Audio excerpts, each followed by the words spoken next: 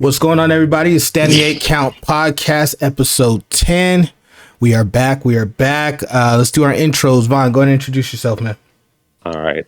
So Von Blues Boxing, you already know. VonBleuboxing boxing, man. All right, What's up? Nice. All right, True. Yeah, True Boxing, TRU Boxing on YouTube and TRU _boxing on Instagram.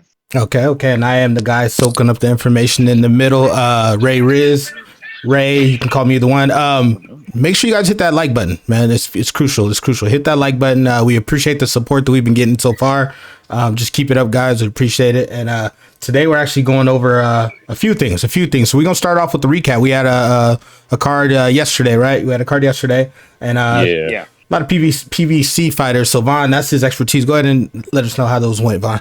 So yesterday we had Caleb Plant versus Caleb Truax, IBF super middleweight title. Caleb Plant's title was on the line, and Caleb Truax was basically his mandatory because him and Alfredo Angulo was supposed to fight, but Caleb Truax, like, he had some kind of mystery illness, so he pulled out of the fight.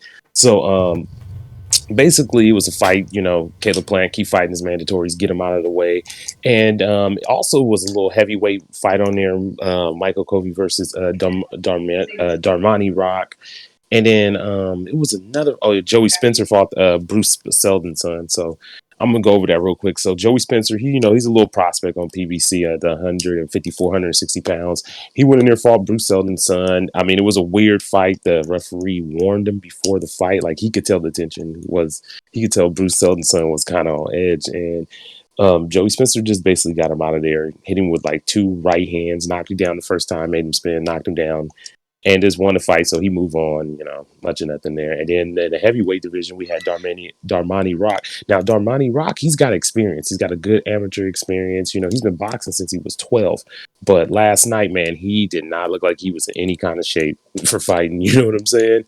And he was fighting Michael Covey, who doesn't have a lot of experience at all. And Kofi just went in there and got him out of there, knocked him out, hit him with an uppercut, got him out of there in a few rounds, and it was a good win for him. And yeah, he just moves on, just some kind of heavyweight. And then we had the main event. So Caleb Plant, been on the PBC, 168-pound champion, beat Jose Ugagi, beat Michael Vincent, but hasn't had really that big notable win at 168 pounds, but is a champion. So he went in there, he fought Caleb Truax, just basically outboxed him and just dominated him just throughout the fight. It really wasn't competitive at all.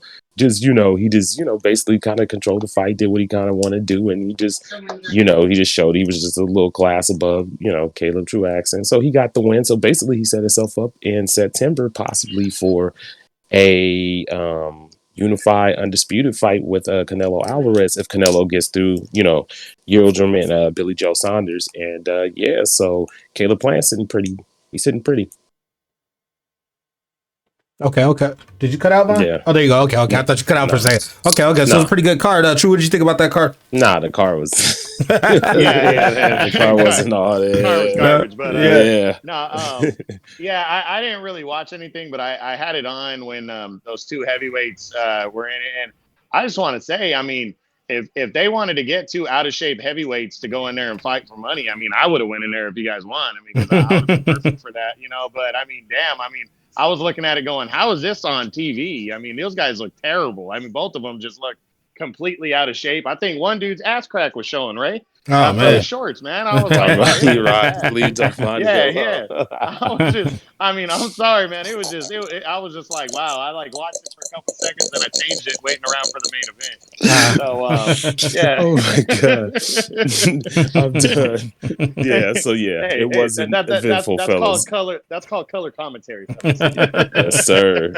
Yeah. Anyways, back to the main event with Caleb Plant. He got the win, went in there, dominated Truax. And hey guys, I don't want to stop the podcast right now. No, you're good. Life happens on the back.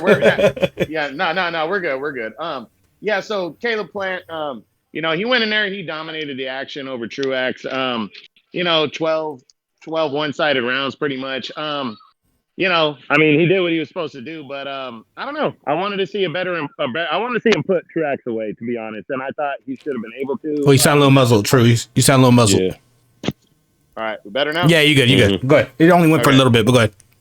Yeah, so I wanted to see a better performance out of Truax. You mean Plant? I mean out of Plant. Yeah, I thought Mm-hmm. he was I just wanted to see a knockout over Me too. Truax. I didn't, Yeah. I thought he should have been able to do that, and later on in the fight, like I said, I look at the little things, especially if he's trying to get on the Canelo stage, and he got hit by a couple clean shots. He got hit, and defense, it's easy to be elusive against a guy who's 37 years old.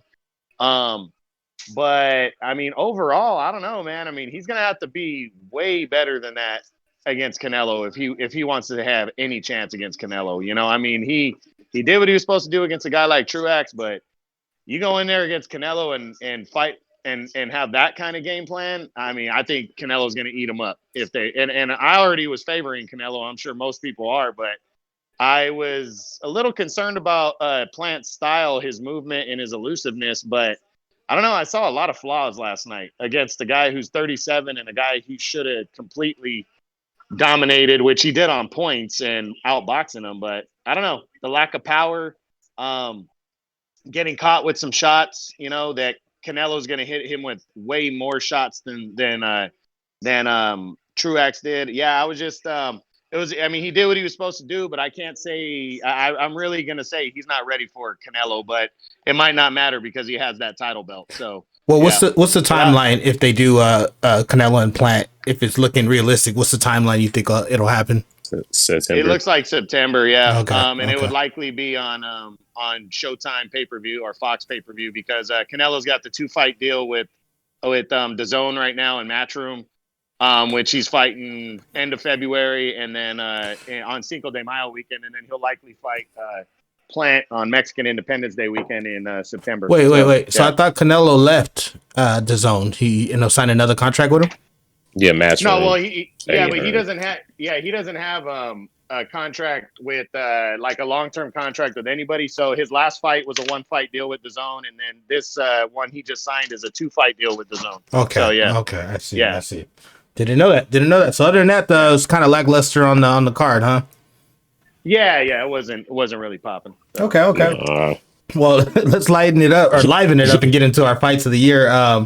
It's our second segment. Fighters of the year. Fighters of the year. I apologize. Fighters Yeah, of the year. yeah. True. Give us you start off. Give us your criteria. What fighter of the year would have to be to make your list.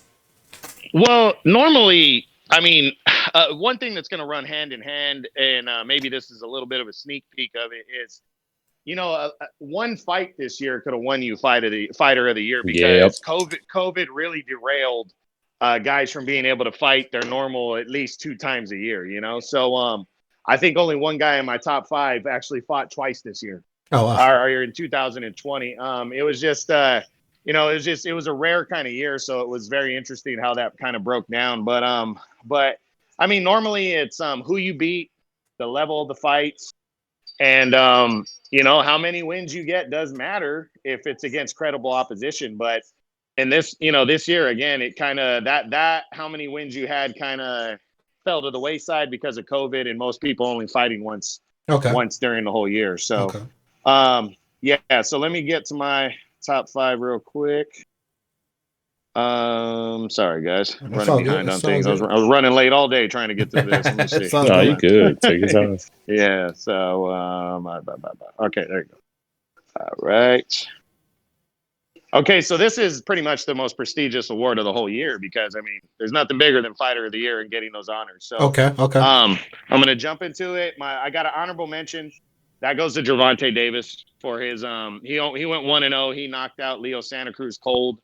We've covered that fight plenty of times. That was just a great win, coming down, and it was a career win for Gervonta Davis. That was the win that he needed right there, that he needed for his young career to really take the next step into it. And it was a monster win. Knocked out a guy who's never really been hurt in Santa Cruz. Knocked him out cold in the 6th round. So that was a good one. And it was his first time fighting headlining a pay-per-view. So it was just perfect perfect ending to a perfect moment in his career that he really needed to. So he gets an honorable mention. Okay, so number 5, I'm going with Joe Smith Jr. He went 2-0, and he's the only guy that fought twice and went 2-0. But he beat two very good light heavyweights at 175. He got a what was actually, I couldn't believe it was scored a split decision against Jesse Hart, but it was. But he pretty much dominated Jesse Hart for, I don't know, I think it was a 10-round fight. Dominated him. Jesse Hart had no answers, and Jesse Hart was the favorite. And Joe Smith just completely dominated him and bullied him around for 10 rounds and got a clean. Uh, it ended up being a split decision, but that was bullshit. But the rightful guy got the win, so that was big. That put him on the map, and it put him in a eliminator for a title shot to finally get at a title shot. And he took on Eliter Alvarez, the guy who knocked out Kovalev a couple years ago. And Joe Smith came in a big underdog going in against Alvarez, and man, he bullied the shit out of Alvarez. Really bullied him around the ring, and knocked him out hard through the ropes in the 9th round. Alvarez was a top 5 guy. Jesse Hart was a top 10 guy. This was just a fantastic year for Joe Smith, and he's actually going to get another crack at a world title, and he's the favorite to win finally this month of February coming up. So big year for Joe Smith right there. He's number 5. Number 4 goes to Errol Spence for his decision. He only fought once. He got that decision win over Danny Garcia, dominated him over 12 rounds, left no doubt.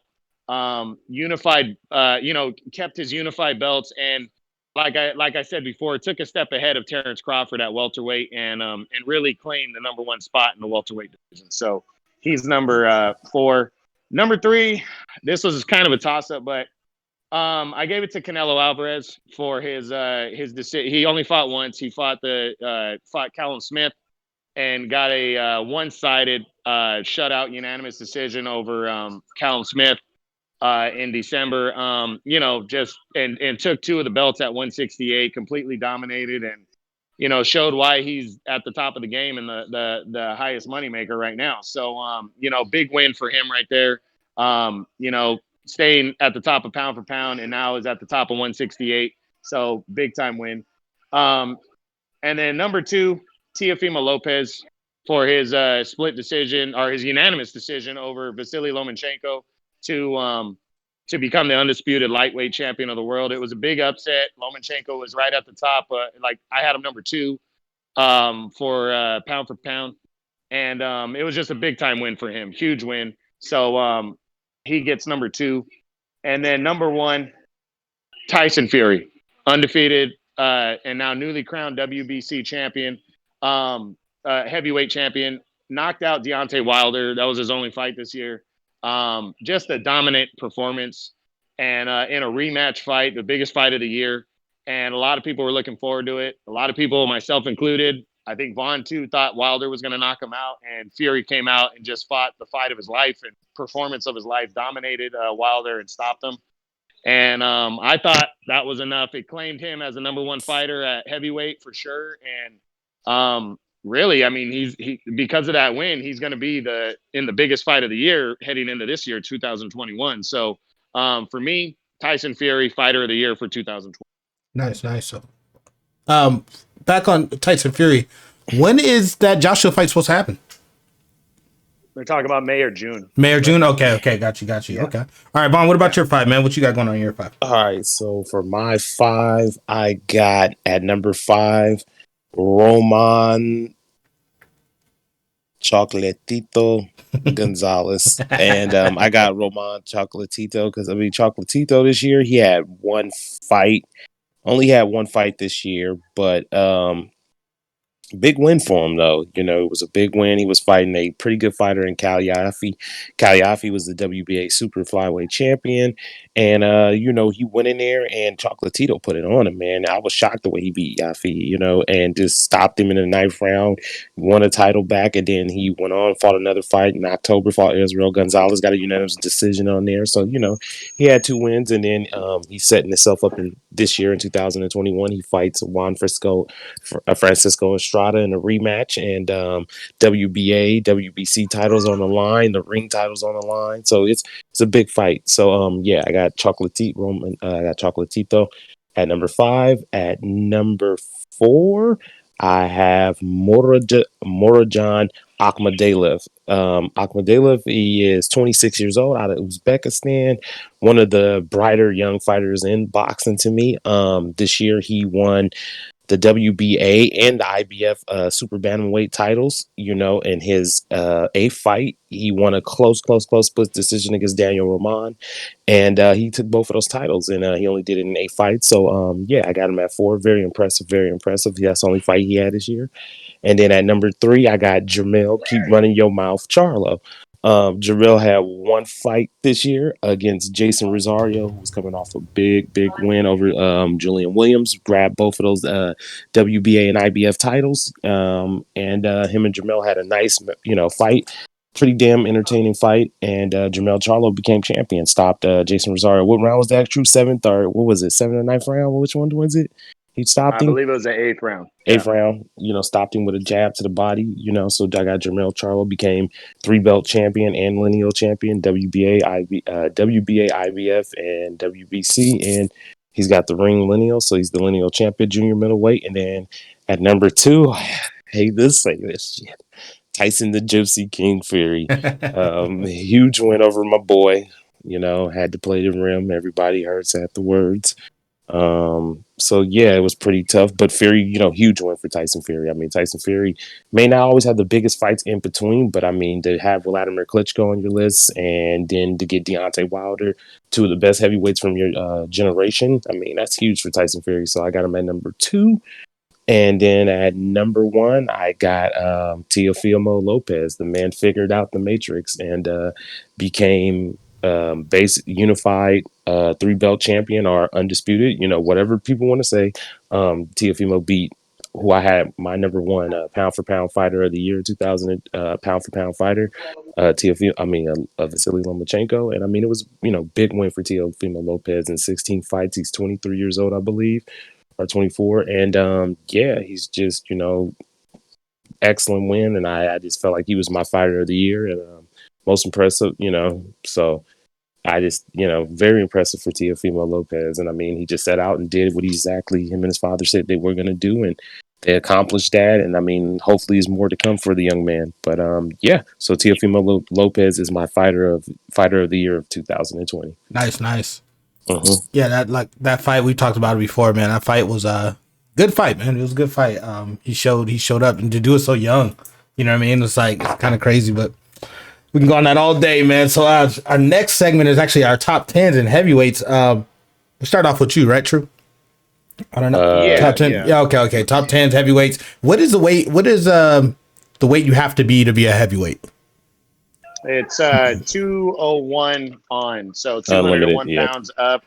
And it's unlimited. But they actually just came out with a new bridgerweight division for one of the governing belts. That's going to be, I believe it's 201 to 224. Okay. So so that's kind of for the smaller heavyweights is what they're doing that for. But I mean, Deontay Wilder technically could compete there, because he comes in sometimes 211, 220 in that range. So I mean, he could technically fight there, but he won't. The distinction of being heavyweight champion is just, being called heavyweight champion. There's just nothing like it. So, well, real quick before you get in your top 10, what's some fighters you could think of in the past that would benefit from this bridgerweight? Maybe like a Holyfield, or who do you think could have benefited from? Yeah, Chris Bird would have been a very good bridgerweight. I mean, he was he would have been a pretty good. He was actually a pretty damn solid heavyweight for being undersized. I mean, Roy Jones when he moved up. A lot of guys I think would have taken that run. Antonio Tarver, certain guys would have probably taken the opportunity. James Toney probably would have taken it a little more serious if there would have been a division in between cruiserweight and heavyweight right there. So yeah. Mm-hmm. Okay. Well, go ahead and get in your top 10. I'm sure you got some honorable mentions and stuff, and then the criteria is just what for this year, back in July, right, of 2019? Well, it's 19, a year and a half. So, I don't know if I had anybody drop out for that. So I think we're good on that. Okay. I only had one guy drop out from the last year's top 10, and that was Kubrat Pulev, 39-year-old. He was tied for 10th coming into the year. He got his crack at the title against against Anthony Joshua. He fought as best he could, but he was just outmanned, outclassed, and Joshua knocked him out in the ninth round. No shame in that. 39 though, so he's no longer in my top 10. So Okay. he's the only guy that dropped out. Top 10 now. Number 10, he was tied for 10th last year, and that's former world title challenger Michael Hunter. 32 years old. He actually surprisingly, Eddie Hearn and DAZN didn't renew his contract. So he became a free agent, and he didn't fight, partly because of COVID, but also he was looking for somebody to pick him up. Finally, he fought on pay-per-view undercard in December, real low-level one, and got a knockout win over some nobody fighter, and stayed busy. But Michael Hunter's pretty solid. He's ranked number 4 in the IBF, and they haven't redone the top 2 contenders after Pulev lost yet. So I think the guy who's number 3, I believe, is Alexander Usyk, and Usyk's in line to fight for another world title, a WBO title. So I really think there's a good chance Michael Hunter fights former champ Charles Martin in a final eliminator to become the number 1 contender. I really think that's possible. And I think that I would favor Michael Hunter in that fight. Martin's okay, but I don't think he's on the level of Michael Hunter, especially at this point in his career. So Michael Hunter has an opportunity to move himself in line. He's probably going to be avoided for a while if he becomes number 1 contender. But either that, or I'd like to see him fight another top 10 heavyweight. Like honestly, I'd love. Go after Luis Ortiz. Somebody needs to take that guy serious and go after him, because if you beat him, you got that credential of the only other guy to do that is Deontay Wilder. Mm-hmm. So somebody's gonna have to roll that dice and fight the boogeyman outside of Wilder. And I think Michael Hunter is one of those guys that gets avoided too. His only loss was to Alexander Usyk at cruiserweight, and that was early on in his career. So this dude's not a bad fighter, man. So we'll see what he does. Let me ask you a question. Sorry to cut you off while you get into your top 10, but with this guy, how does a guy be number 10 on the list, but 1 fight away from a number 1 contender? How does that? Hey, I mean, you know what I mean? Bodies. No, and I'm really curious. Yeah. It depends on. I mean, if you pay enough to become a challenger, bro, you could be not even in the top 50 and be the number 1 contender. Like I said, we had 2 guys. The guy that fought Triple G, whose name is so fucked up, I'm not even gonna try to pronounce it. And the guy that fought Josh Taylor in September. I mean, that dude hadn't fought nobody. He was undefeated, but he hadn't fought nobody, and he got a crack at the world title. It was a joke. Man, I see. And Josh Taylor made him look like a joke, and so did Triple G the other guy. So it really doesn't take much, bro. I was curious. Okay, I was just curious. Okay. Yeah. Number 9 is former WBO champion Joseph Parker. He was number 8 last year. Parker was champion. His only loss is to Anthony Joshua, and he actually has a win over Andy Ruiz Jr.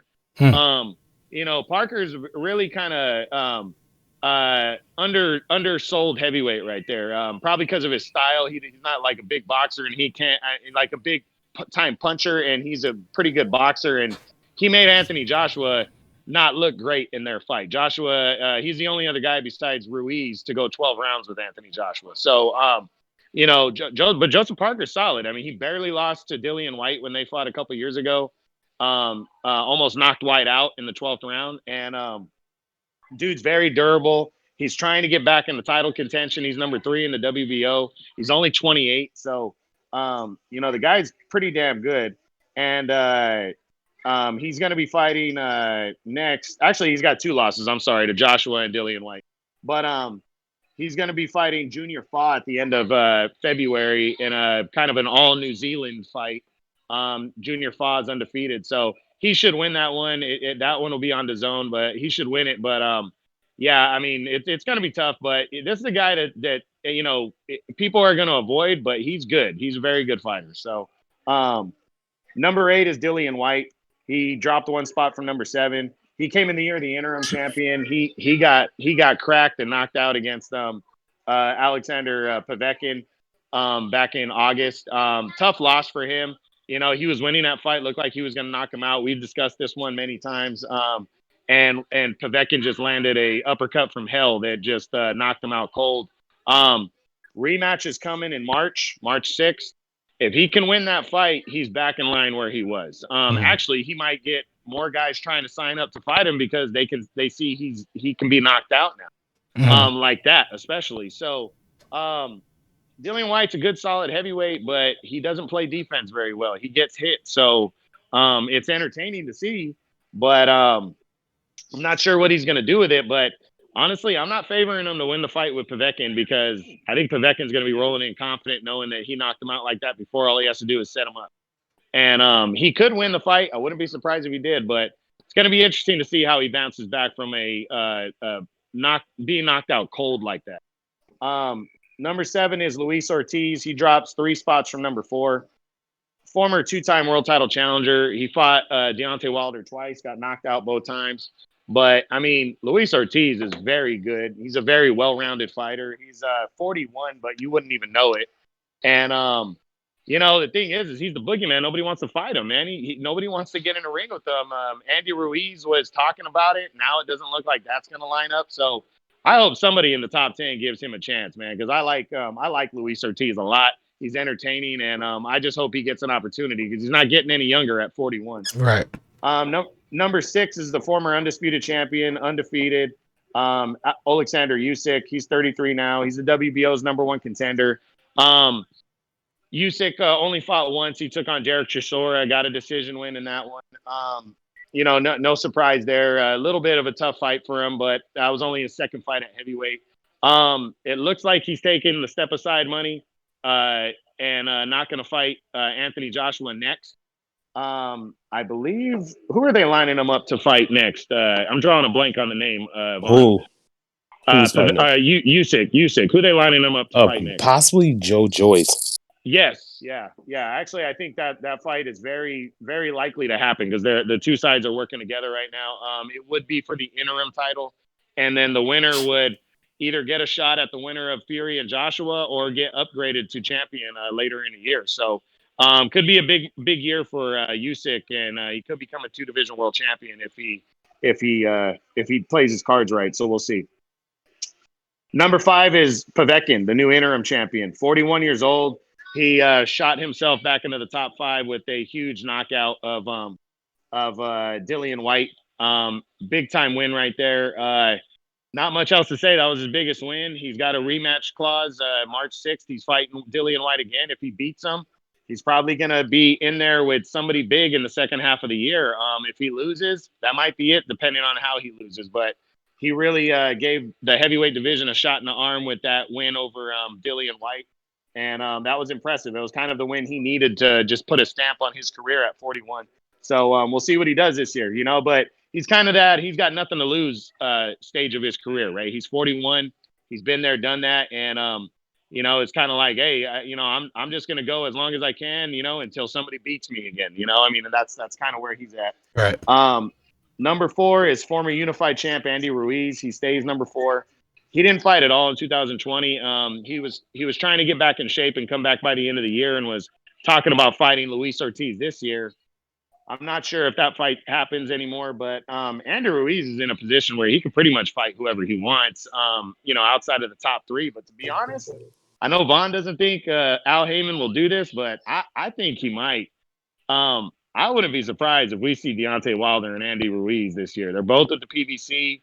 It's 2 big names coming together. You could sell that on pay-per-view, and man, I think everybody would be into that fight. I would love to see it, and it would make a lot of money, especially while they're waiting around for the winner of Fury and Joshua, because those guys got 2 fights on the table. So Wilder might not be able to fight either one of them after, in the second half of the year. So he might have to wait, and I think Wilder at 35 is going to want a big fight, and I don't think there's a bigger fight in the heavyweight division for him than Andy Ruiz. So just throwing that one out there. Number 3 is Deontay Wilder. He drops 2 spots from number 1. 35 now. He lost to Tyson Fury. We've been talking about that. He lost a lot of my respect this year, making all the excuses that he made about why he lost the fight. But the thing that Wilder has working for him is he's got that explosive power, that huge name. That doesn't go away no matter how old you get. And Wilder can pretty much get whatever fight he wants outside of the top 2 guys right now. So like I just said with Andy Ruiz, I mean, why not go after Andy Ruiz? Maybe take a tune-up fight or fight somebody else decent in the top 10 or floating around the top 10 first in the first half of the year, shake off some rust. And then how about him and Andy Ruiz in the second half of the year? I think that's a great fight. So that or somebody else in the top 10 that would really sell it. So we'll see what he does. Number 2 is unified champ Anthony Joshua. He moves up one spot from number 3. He fought only once, knocked out Kubrat Pulev impressively in December. Joshua, Tyson Fury, they're lined up. Eddie Hearn just said the other day that he thinks it's very likely they're going to fight he's going to get the fight finalized in a couple weeks. All the titles are going to be at stake. Looks like it's going to be for the undisputed title. So Anthony Joshua, he beats Tyson Fury this year.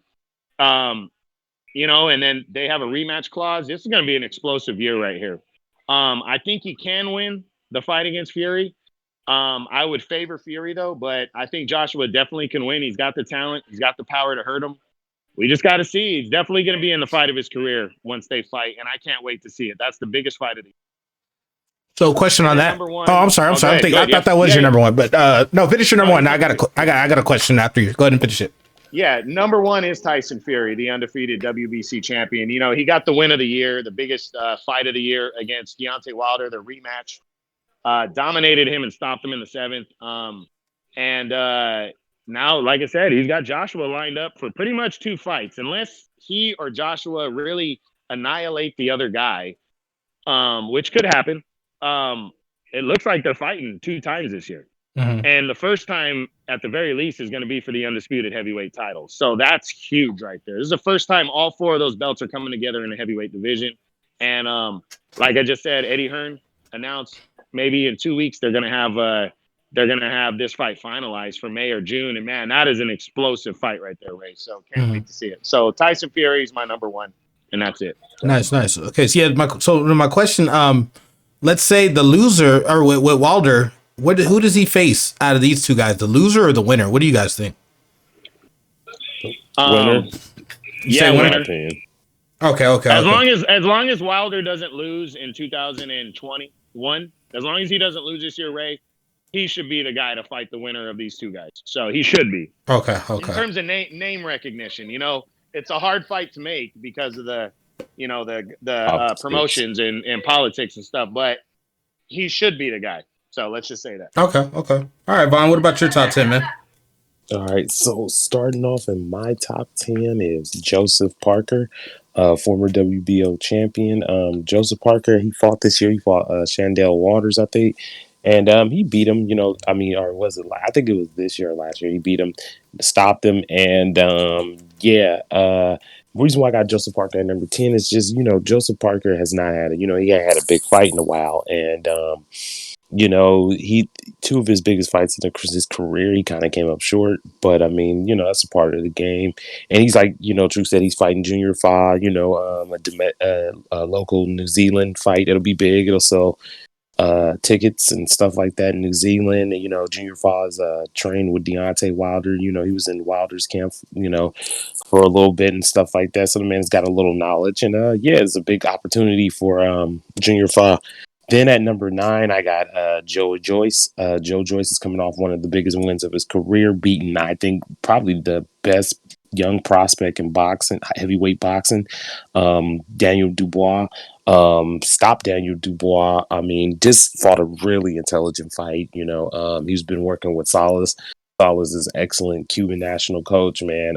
Just a great coach in Salas. And Salas has really worked on things that I seen what he was doing with Joe Joyce, is working on his footwork, making him box more, go back to his boxing roots instead of just trying to, slug it up and get guys out of there. And so Joe Joyce had a big win, just controlled Daniel Dubois with the jab, broke his orbital bone with just the jab, man. And just really controlled the fight and, was able to land some decent good shots and won that fight. Was a big win, for him. So I got Joe Joyce at number 9. At number 8, I got the former undisputed cruiserweight champion, Alexander Usyk. Usyk came off his best win in the heavyweight division so far. He's only had 2 fights, but he beat Derek Chisora in a really close, tough tight fight. Derek Chiselworth's style made that fight difficult for Usyk. Come forward, pressure type of guy, big power in his hands. And Usyk got a big win. So Usyk is set up to get possibly a title shot with the WBO. He's kind of in the way for undisputed right now. That's the only thing why I don't know if it will be undisputed if Usyk, is like, hey, I want to fight for the vacant title, or AJ, or we'll see what happens. But Usyk is, so Usyk is, in position, possibly after, Fury and AJ fight to get a title shot. So we'll see what happens. At number 7, I got who I think is one of the most avoided heavyweights in the game, Luis Ortiz. Luis Ortiz, came back, got a win, stopped dude. It's been a while since Luis Ortiz has been in the ring, but Luis Ortiz is an excellent heavyweight. He's really good at heavyweight in the heavyweight division. Just been avoided, never really given too many opportunities to fight the top guys in the heavyweight division outside of Deontay Wilder. And so Luis Ortiz is still around, man. We'll see what happens. The man wants to still go. Still, I think, still is very dangerous. And let's see. We'll see if anybody in the top 10 give this man an opportunity. So I got Luis Ortiz at 7. Then I got number 6, Dillian White. He's currently ranked 6 in the WBC. So he's fighting in a rematch against Alexander Povetkin, where he was stopped in the first fight. We know one of the knockouts of the year from Alexander Povetkin, so they're fighting a rematch in March, and here's a chance for Dillian White to keep himself in title contention and keep himself towards the WBC. Keep himself in that WBC title contention. But if he doesn't pull this off, man, that could be the end of the road. I mean, not for his career, but as for a title shot for some time. So we got this is a big fight for Dillian White. This is he has to get it done. Then at number 5, I got Andy Ruiz, the former unified heavyweight champion, Andy Ruiz. So we know Andy Ruiz has been out since his rematch loss to Anthony Joshua. So we'll see what happens with Andy Ruiz. At first we heard rumblings he was going to fight Chris Arreola, but then that went away. Then, we haven't really heard anything. Like True said, him and Wilder would be a great fight. Both of them have their comeback fights and then fight each other next. But it's to be seen, because I think Wilder going to try to go the WBC route, and fight the winner of Povetkin or Dillian White. That's just my opinion. But it's to be seen. But I would love to see Deontay Wilder and Andy Ruiz fight because, like True said, they both need those big fights. And that's a huge fight. That kind of eliminates one of them and get them out of the way and basically puts a good name on their resume and basically sets them pretty for, to fight the winner. So, I got Andy Ruiz at 5th. I don't know who Andy Ruiz is going to be fighting. Then at number 4, I got Alexander Povetkin, Sasha Povetkin. Povetkin coming off, a big win against Dillian White. He was down in that fight. Looked like he was going to be stopped, got knocked down twice, but all night was hitting him with those, left hooks to the body and, set that uppercut off, slipped him, hit him with a nice uppercut from the side and, stopped Dillian White. So that was a big win for Povetkin, got him the WBC Diamond title and, sets himself up in kind of a title shot if he can get through Dillian White. So, Povetkin's got this free match. Povetkin got to go out and go do it again. So, I got Alex, and, we know Povetkin, the former WBC champion, been around a long time. So, yeah. And then at number 3, I got my guy, Deontay the Bronze Bomber Wilder. He was, like True said, he was ranked last year number 1 in my rankings, but, really tough loss to Tyson Fury. Really, really tough loss. Tyson Fury took it to him, and then, Deontay Wilder came out with the excuses, and that just didn't help him, and, it was tough. It was tough to hear Wilder say all that stuff and, blame the trainer and blame the referee and this and that. But, fighters be making them excuses. Sometimes it just get crazy. So, Deontay Wilder, there was, we've been hearing that he might fight Charles Martin on his comeback fight. So, possibly that might be an opponent, Robert Helenius, because he's ranked 3rd in the WBA. I just noticed that Deontay Wilder. So maybe possibly Robert Helenius, who's a WBA gold champion. That could be a possible fight. So, and then after that, possibly, he goes the WBC route. Andy Ruiz is ranked high too. So, possibly the winner of Povetkin and White or Andy Ruiz, either or fight will help him. But, is to be seen. But him and Andy Ruiz will sell. They do really good numbers in America. You can do it in Vegas. It's gonna sell. So I think, but we'll see what Wilder does. Then at number 2, I got the WBA, WBO, and IBF champion and IBO champion, Anthony Joshua. AJ is basically setting himself up to become possibly undisputed and the top dog of the heavyweight division in this fight against Tyson Fury. I think, like True said, they'll be fighting in May and June, and then they have a second fight. The rematch will probably be in. I'm thinking at the May or June, probably somewhere like February 2022, or maybe somewhere December or something like that. So they'll, those two fights is probably going to be set. It looks like it's going to be set in stone. So Anthony Joshua is going to give his chance to do that, and he's beat Koret Pulev, stopped Pulev, and basically got that mandatory out of the way, and took care of that business. So Anthony Joshua's done everything he needed to do, and so here's his opportunity. I mean, to just really, really solidify himself and put himself back on the, put himself as the top dog again. So number 1, we got Tyson Gypsy King Fury coming off, a sensational win against Deontay Wilder. The Bronze Bomber, just came in here and just basically did what I didn't think he was going to do. And he basically dismantled Wilder, just took it to him, and just Wilder was not ready for what Tyson Fury had that night. So Fury's the WBC champion. And I mean, here's his opportunity to get those other 3 belts he once had, and become undisputed and basically just solidify himself. And, Tyson Fury would have basically won he's already won every belt, but he'll have all the belts at one time in the Ring magazine. So it's a huge opportunity for Tyson Fury. And so basically we're going to see, it's a huge fight between Tyson Fury and Anthony Joshua, all British showdown. So, this is the first time in history. And so we shall see what happens with those two, man. And that's my top 10 heavyweights currently.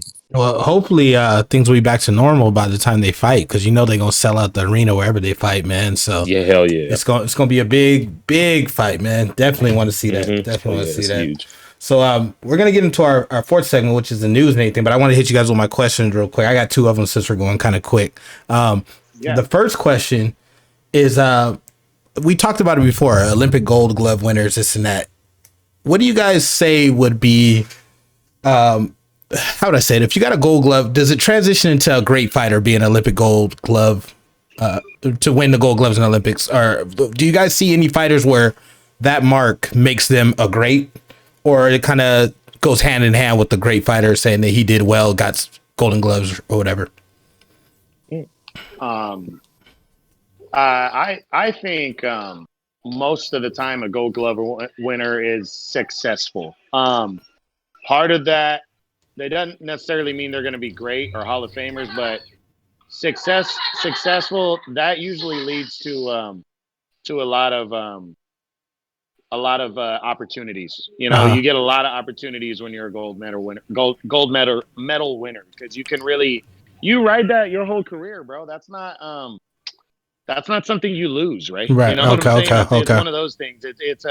It's like you lose, you could be called a former heavyweight champion. Like, you really can't be called a former Olympic gold medalist. You're an Olympic gold medalist your whole life. So, I mean, most of the time those guys have success. I'm not saying they're Hall of Famers or end up being great, all of them. But I'd say majority of them have a lot of success. So Well, Vaughn, can you give me a couple names of some gold medal winners that end up having a pretty successful career?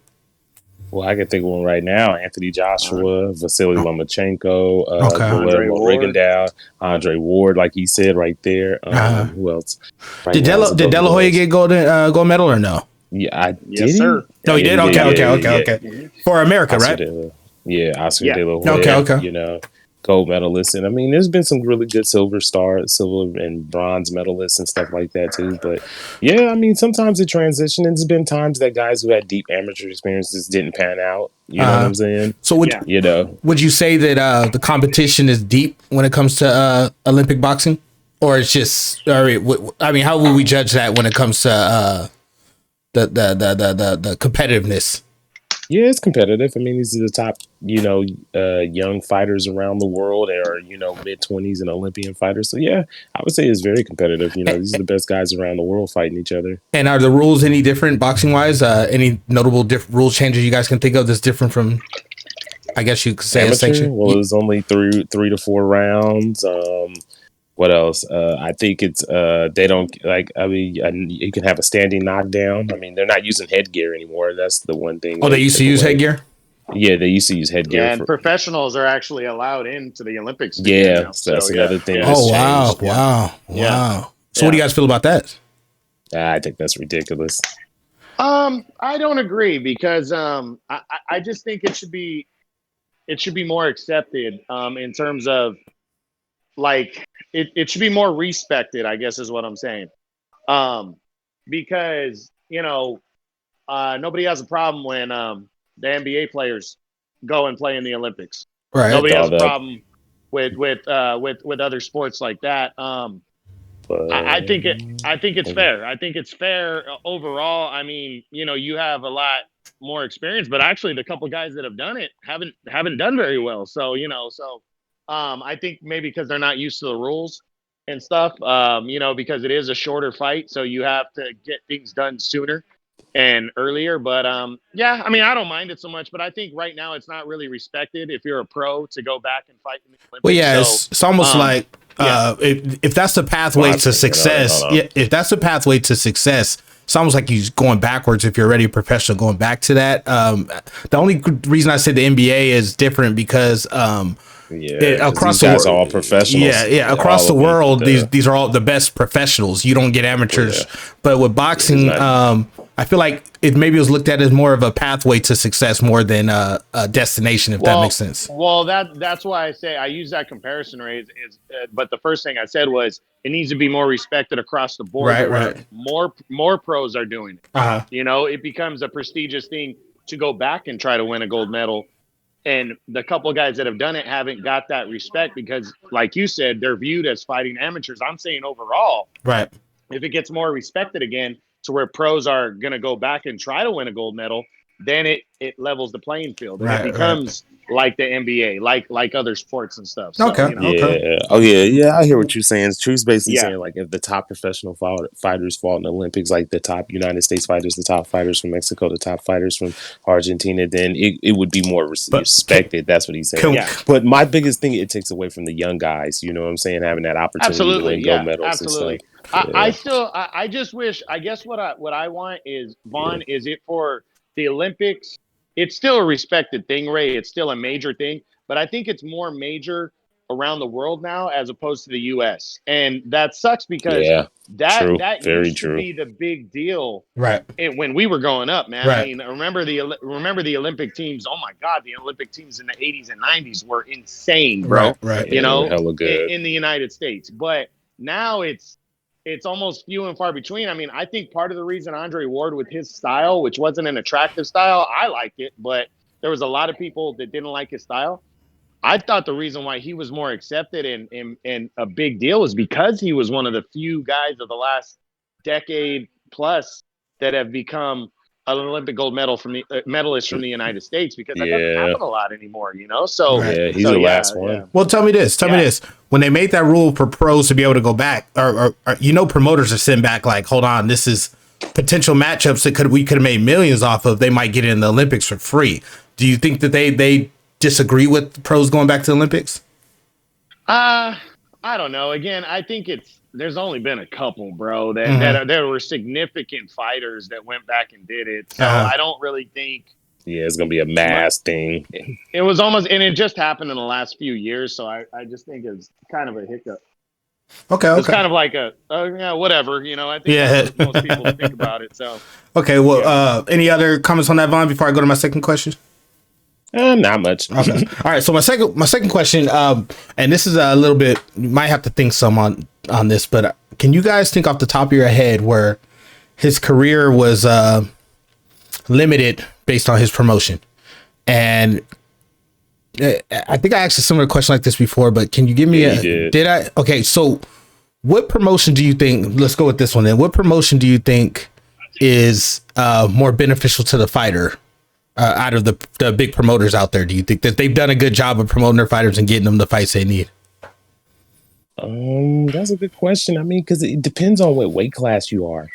That's what I look at. It is like it really depends on what weight class you are on which promotion. So what's the money making? What's the money making weight class then? Let's start with that. 147. I would say heavyweight 135. And who's controlling those promotions? 147 is controlled. Yeah, I'll take 147. 147 controlled by PBC. True one at 135. Top rank heavyweight. Yeah, top rank. I mean, but it's kind of I say split up at 135. Yeah, but I mean at the top of it, yeah, it's top rank. I mean, heavyweight that's kind of a hodgepodge, man. It's all over the place, because the top three guys are from the top three promotions. It's yeah, that's true. That is true. That is so true. Yeah, Fury's with ESPN and Top Rank, and then Joshua's with Matchroom and DAZN. Yeah. So so it's interesting. So yeah. Hey, could you see any of those careers going any different with a different promotion out of those top three guys, or it's pretty much ran its course? I mean, absolutely. I mean, the guy right now that has gotten burned, me and Vaughn have talked about this times, just gotten burned because of who he's with is Terrence Crawford, man. I mean, it's almost like I'm terrified that we've missed Terrence Crawford's prime because I think he beats anybody at welterweight, including Errol Spence. And that's just my opinion. That's kind of split down the middle, in terms of overall that's a 50-50 always. Yeah. A lot of people, but I mean, I don't think anybody would disagree that they would favor Crawford against anybody else at welterweight, and that's the best division in boxing. So it's kind of like, man, I feel like we're wasting away, and Terrence Crawford is wasting away his prime years because he's with the other promotion, Top Rank, and 147 is controlled by the PBC with every other fighter in it. And it sucks, man. It really does suck. So yeah. Wow. Okay. All right. Well, that's interesting to know. Can fighters get out of their contracts, or is there like they can, but they're gonna have to pay for it. Oh, okay. Yeah, they gotta pay. And there's two things that ring clear in contracts, bro. It's either a certain time period or a certain amount of fights. And going forward, I mean, I don't know how many people are going to hear this, especially fighters, but I think the certain amount of fights is more beneficial to a fighter to sign a contract for that, like Canelo's doing, 2 fights. That's it. Then a certain amount of time, because right now we discussed this a few weeks ago. Crawford, his contract ends in October of this year with Top Rank. So we're probably not going to have a chance to see Spence and Crawford this year because that's not enough time to promote the fight before the end of the year. And I don't think Crawford would be able to negotiate with Spence before October. So, it sucks. It definitely hurts boxing. This is the biggest issue in boxing is the politics, man. But this is one of those huge, huge reasons that, I mean, that's the fight everybody wants to see. I want to see Fury and Joshua. Absolutely, Ray. But in terms of pure talent, man, and I think Vaughn would agree with this, the pure talent fight that I want to see is Crawford and Spence, bro. I mean, without question, even over Fury and Joshua. And I hate saying that because true. I love the heavyweights. But that's true, though. True is 100% correct. No disrespect to JJ and Fury, but no, none at all, man. None at all. But Earl and Bud.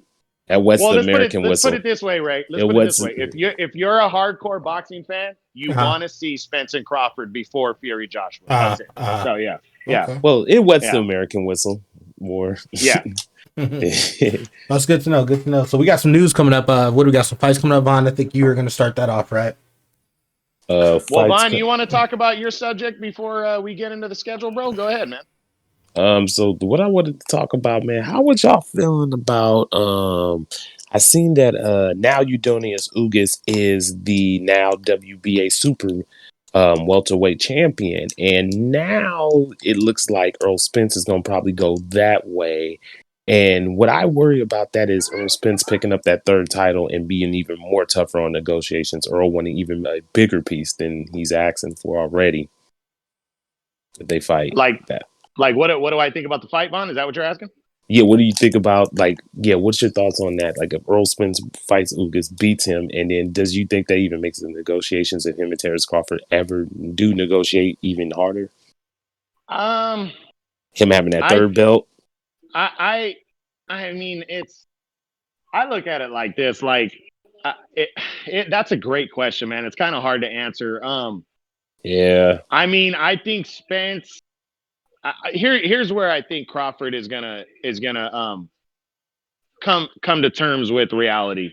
Is if he gets out of Top Rank, Vaughn, and he doesn't have a promotion backing him, and it's the same promotion as Spence, he's got to Mm-hmm. understand that Spence is their golden boy, and Yeah, he is. Spence has 3 belts, and I think Spence is going to work with Crawford to make that fight. I do think he will work with him. I don't think he'll take 50-50, and he shouldn't. If he's got 3 Yeah, belts he and shouldn't. he's done more, he shouldn't take 50-50, but don't get greedy, I guess, is Yeah, what don't get Spence needs overly. to not do. Yeah, don't Because turn all into this, 70-30 or yeah, 80-20. Then yeah. you know Or that even shit's not gonna happen. 60-40. Let's go 55-45, man. And the winner gets to call shots in a rematch, bro. I I mean, need that 60-40, baby.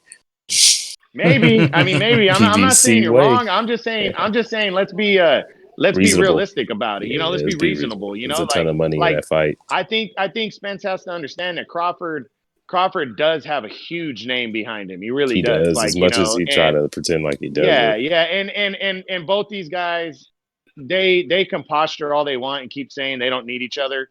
Both of them need to shut up. And if they keep talking that way, I'm gonna do my shut the fuck up videos on my YouTube channel for both of them because I don't want to hear that.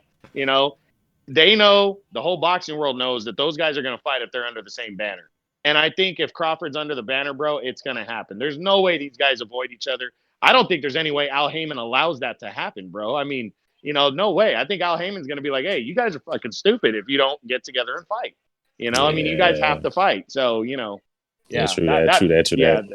yeah. But I like the fight. I think it's a good challenge for Spence, and Mm-hmm. it's picking up a third belt out of the 4, which he needs, and also, you can argue that even though I want to see Sean Porter and Spence again, you can argue that Ugas beat Sean Porter. I mean, a Yeah. lot of people thought he beat him in that fight. So, Ugas, you can't say, let's put it this way, you can't say Ugas is not deserving. He very, very much is deserving. Yeah, So, yeah. and Yeah. Yep.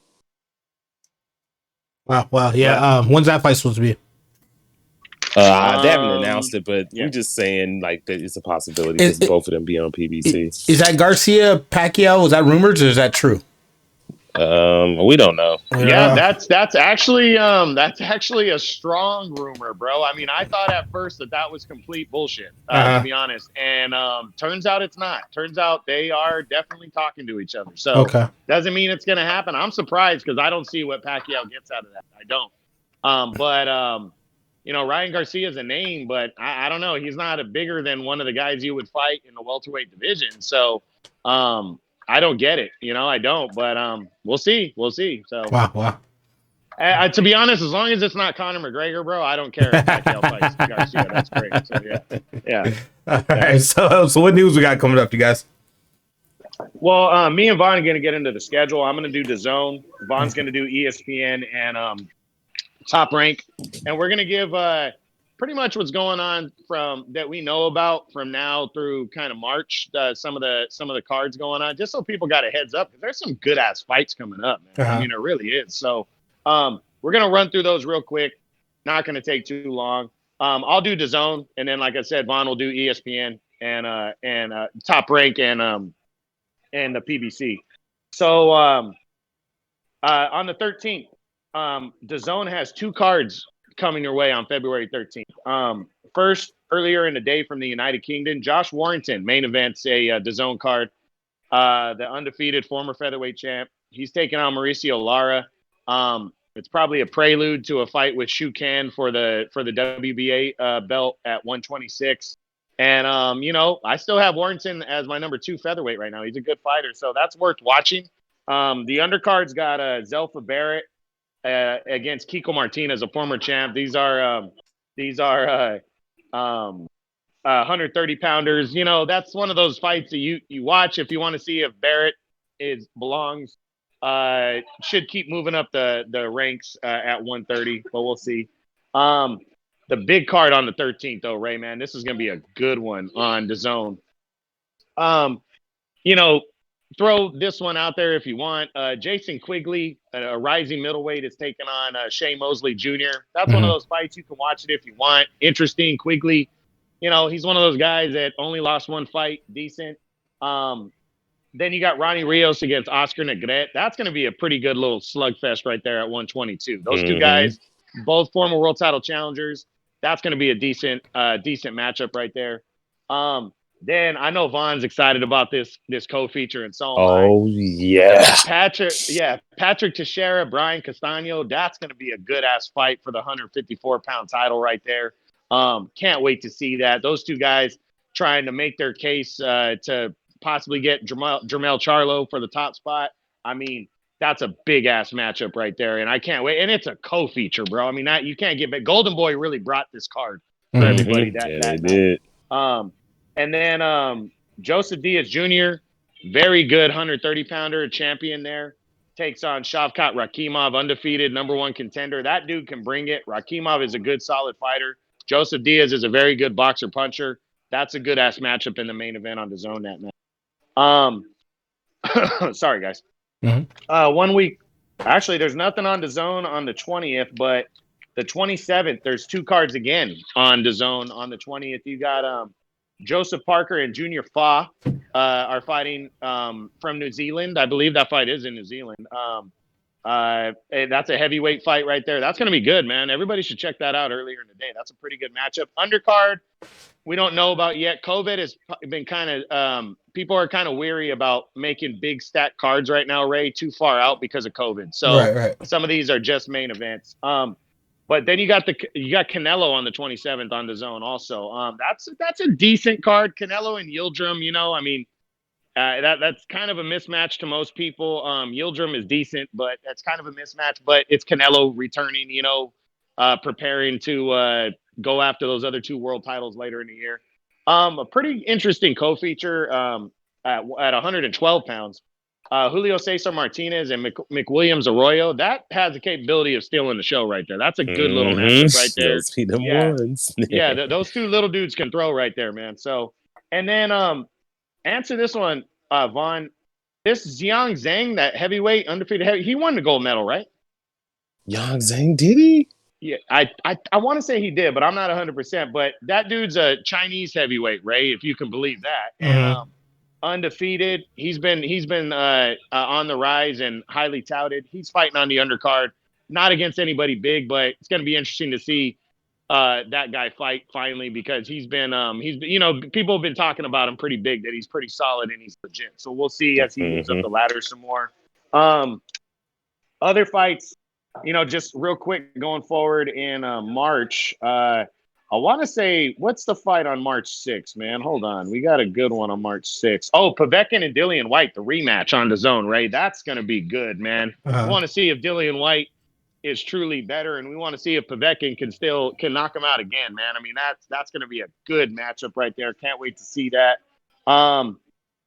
Also, God, I always mess this guy's name up. Sirisket Sorangzavai or whatever. The guy that knocked out Yeah. Chocolatito. The guy that Yeah, knocked out put him Chocolatito out. in the rematch. He's fighting on the 13th. The other guy's name is even more messed up than his, so I'm not even going to try to go there. But he's fighting on the zone, staying busy. And then on the next day on March 13th, man, we got a great match on the zone. Juan Francisco Estrada against Chocolatito Gonzalez. That's a great fucking matchup right there, man. Can't wait to see that. That's on March 13th on the zone. Let me see here anymore. The 20th, you got a good matchup. You got two good matchups coming at you on the zone. Lawrence Okoli against Krzysztof Glowacki are fighting for the cruiserweight title. This fight's finally happening after seems like a year and a half now. They're fighting for the vacant cruiserweight belt finally. That's a good matchup right there. Later that day, and I know Vaughn cannot wait, and neither can I. Virgil Ortiz against Maurice Hooker, man. Oh This is a yeah. good welterweight scrap right here, man. Can't wait for that fight, Ray. Mhm. And I mean, Connor Ben's on the rise. That's April 10th. If you want to check him out against veteran Samuel Vargas, you can. That's on. So That's all I got right there for all the DAZN action, man. But some good fights coming up the next couple months, and that's not including the undercards. The undercards are gonna get better. So. Nice. Okay, Vaughn, what do you got set up for who was it, ESPN and who was it? The other one? In the PBC, Showtime, yeah. Yeah, PBC. PBC. Oh Yeah, yeah, so okay. I'm gonna start with Showtime. Showtime currently only got one fight in February 17th. They don't have anything I'm seeing on the listing. Mm-hmm. You know what I'm saying? So they got Janelison Figueroa Chica versus Mark Reyes. I don't really know much about these dudes. You know what I'm saying? I'm gonna be honest. Like this card is not like I really don't know much about these guys. I need to check them out more. I'm not going to pretend. Mm-hmm. And then the co-main event is Vladimir Shishkin. Now Vladimir Shishkin, he got some power, man. Dude can punch, and he's a good fighter. So it's at 68, and he fights some dude from Ghana I never heard of. So yeah, it's just that's the card on.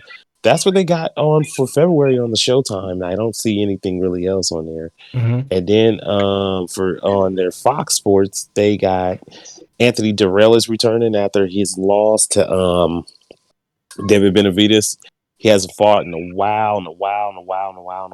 You know, it's been a while, but he's coming back. It's a kind of a warm up fight. He's fighting this dude named Crone Davis. He's only got 17 fights, 15-2 with 6 knockouts. It's basically get a win under Anthony Durrell's thing. I mean, unless Crone pulls up the upset, I don't see it. So Anthony just to get him back in there.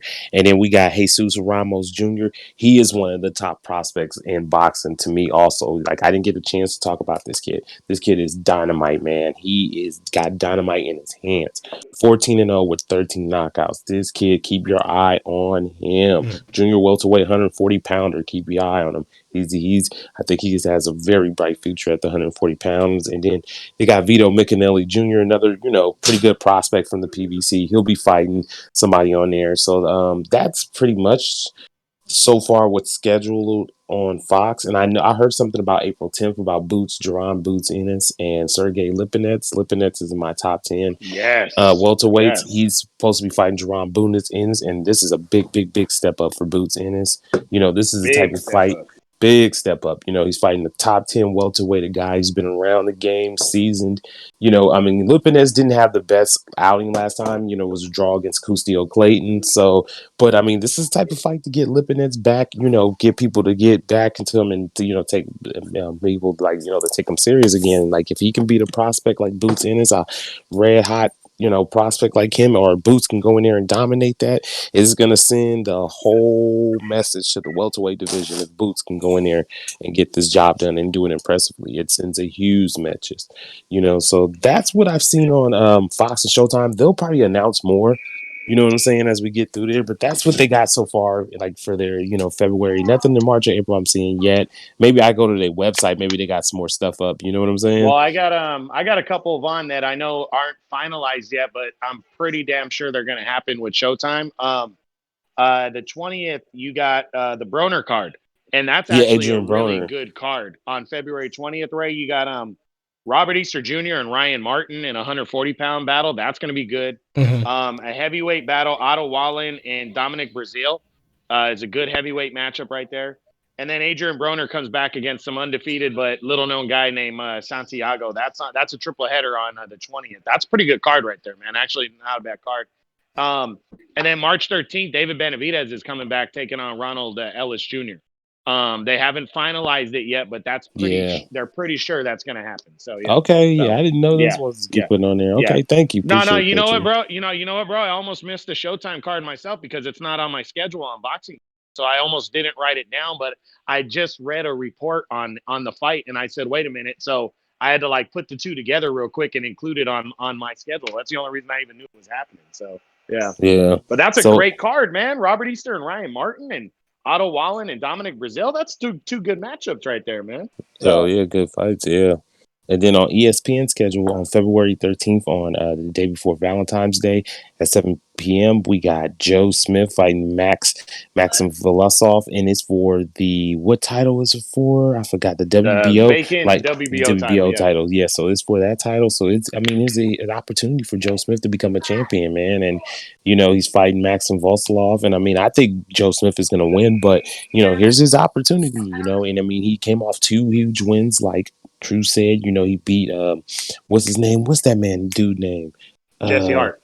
Jesse Hart beat Jesse Hart, stopped him, put him out, and then he came back and then stopped Leader Alvarez. So in a fight I had, I would pick Leader Alvarez to win, and yeah.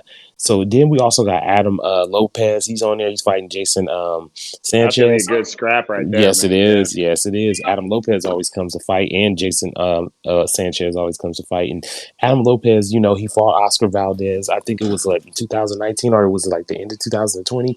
And it was a good ass fight, man. He was in there. He knocked down Oscar Valdez. He looked like he might have had a chance to pull it off, but Valdez just, Valdez being the dude he is, he just being tough and just being gritty. He was able to stop Adam Lopez. Got to him and kind of wore him down.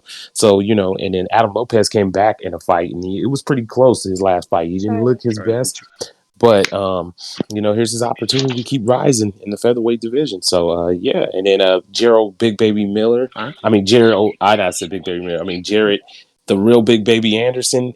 He's coming back. He's gonna fight Kingsley. I bet he's been around for a long time. And Jared Anderson looks like the best heavyweight prospect we got in America right now. But yeah, he'll be fighting. And also in the co-feature, I forgot on there. This is a fight you do not want to miss. You got Richard Comey, former IBF champion, lost to Teofimo Lopez. Got stopped. This is fight coming back. He's fighting Jackson Marinez. Now Jackson Marinez is coming off a controversial decision loss to Rolly Romero in the fight. I think he won, and this is a bigger fight, and will give Jackson Marinez a way better opportunity at a title shot if he's to beat. You know what I'm saying? Richard Comey. So it's a big opportunity for Jackson Marinez. Big opportunity. So that's the co-main event on ESPN. And then let's see what else we got on ESPN. We also got on February 20th. Oh, we've been waiting for this one. We've been waiting for this one. We've been waiting for this one. For the WBC Super Featherweight 130-pound title, or known as Junior Lightweight. Miguel Burchett versus Oscar Valdez, fighting for Burchett's title. And man, is this fight a huge one. Burchett is the favorite, in this fight. I mean, Miguel Burchett is an excellent fighter, one of the best 130s, number one currently in my 130-pound weight class. I mean, 1A, 1B, whatever way him and Tank, like whatever way you want to go, or number one, and Oscar Valdez came up weight. Oscar's had some rocky fights, but he always finds a way to win. He's training with Eddie Reynoso. He's in that camp now. Eddie trying to tighten him up and get him better. So it's going to be a hell of a fight, man. That is a hell of a fight. And then we got Gabe Flores Jr. I don't know. They haven't got an opponent from him. Gabe Flores is he's from Stockton, young prospect, who's won some fights, got a little notability going on. So he'll be fighting on that card too. So that's February 20th. And then what's another notable one on there? And then March 20th, I think the fight, I don't know if it got rescheduled, Arthur Beterbiev versus Adam Dennis. So, Beterbiev is fighting for putting both his titles on the line, his WBC, IBF titles. This is a fight that he should win pretty fairly easily against Adam Dennis. I think Dennis is a mandatory for his IBF, right? I'm believing. Yes. Yeah, no, so I think it's an optional defense. So yeah. yeah, it's an optional defense. So yeah, Arthur Beterbiev. It should, just getting him back and getting back in the ring, getting back fighting. It's been a while since he fought. So yeah, he gets a chance to defend both his titles and just get a win under his belt. So that'll be on March 20th. It'll be on ESPN Plus. So check that fight out. And yeah, that's what I'm showing on my boxing list. Hold on, let me go over here. Let me just make sure. I want to check this other one. Just to make sure, just to be 100% sure. Let me go to ESPN. Hold on. So we A go lot of here. fights. It's a lot of fights. Yeah, there's a lot of ones here. I got one more that again, another one that is about to be finalized. Oh yeah, February 27th. Yeah, bad, go ahead. Go ahead. You got it. Yeah. And for ESPN, February 27th, we got Jamel Herring versus Carl Frampton for Jamel Herring's WBO junior lightweight title at 130 pounds. So that's a big one. That's going to be on ESPN. Hold on, Drew. I want to make sure I just get all the ESPN. Was it there? I'm done, brother. I'll be quiet. Okay, let me see. I think I'm almost good. Hold on. Yeah, we're good. Yeah, I'm good, Drew. Go ahead. Yeah, no, I mean that was the one I was gonna say. Yeah, Ray, a lot of good action, man. I mean, especially the month of February, bro. Like, yeah. If you want to watch some boxing after February 6th, starting on the 13th, the 20th, 27th. I mean, man, we got 3 cards I think, except for the 20th where you have 2 good cards. Mm-hmm. You got 3 cards on the 13th. You got 3 cards on the 27th, bro. And Canelo tops the 27th card. I mean, it's like, wow, I mean, Right. it's crazy, man. It's just gonna be, and good fights too. Good Thank you, fighters. boxing. So yeah. So I mean, exactly. Thank you, boxing. They are bringing it in February, bro. I can't wait to see it. It's gonna be good. Yeah. And March is looking good too. Yeah, March is looking pretty solid. Once they get the undercards together, and then April's they're gonna bring it again in April, and May is gonna be stacked, bro. Stacked. So especially once you start getting because Triple G's talking about fighting Jaime Munguia next, and PBC has started popping up some fights in May. That one they're saying they're going to revolve that probably around the Canelo fight whenever he does, but that's probably going to be a week or two after. And then man, I mean, you got the Anthony Joshua Tyson Fury fight being announced soon, and it's probably going to be somewhere in that area in May or June. I mean, and one that just got announced the other day that they're saying is for May. Josh Taylor and Jose Ramirez for the undisputed in April junior welterweight belt, man. They're bringing another division's bringing all 4 belts together, Ray. So wow. yeah. So good action coming up, man. A lot of wow. Well, it's gonna be a busy couple months for us guys. You know what I mean? Which is it's a good thing though. You know what I mean? So anything else you guys want to throw on there? I think that's pretty much it for me. So hold on, let me see. Any other little fights being announced, or any little goody little things of boxing have I heard of? Anything? I'm just trying to think, make sure we get all our. It's fine. I mean, Canelo pretty much made it official that him and Billy Joe Saunders are fighting in May. I mean, he pretty much made that official, Ray. So barring he gets through Avni Yildirim without any injuries, they got the agreement in words right now, but they'll finalize the fight once he handles Yildirim, and as long as he doesn't get hurt, that they'll finalize. I can't believe he's fighting so often. Yeah, May 1st or 8th. Well, I mean, this is what he did. He was supposed to do when he first signed the DAZN contract. He was supposed to fight December, May, and September, and then he tested positive for the quote unquote tainted meat, which bullshit. So I'm sorry. I like Canelo, but that was one of the that was almost as bad as Wilder's excuse. Well, in defense of him, that is my boys. A friend of mine, he visits Mexico frequently. He says they do use that stuff in there, and they do. But I just said, for years. I mean, remember the soccer players got caught with that too.